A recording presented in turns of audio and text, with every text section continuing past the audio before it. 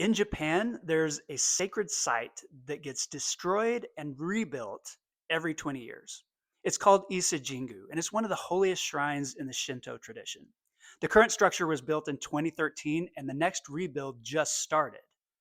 It's scheduled for completion in 2033, and it's part of a cycle that has continued for more than 1,300 years. Now, that might sound strange. Why tear down something so beautiful? But in Shinto, impermanence isn't loss, it's renewal. Shinto is a nature based tradition, and the natural world is always changing. Rituals are built around kami, believed to be divine spirits who are found in mountains and rivers and trees, and of course, those change all the time.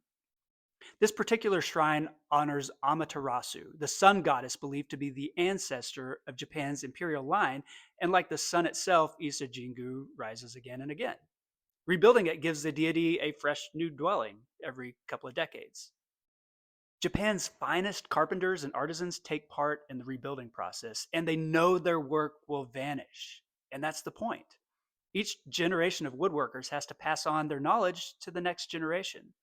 And so while the buildings themselves are never old, the rituals behind them are ancient. And every 20 years, the shrine becomes new again.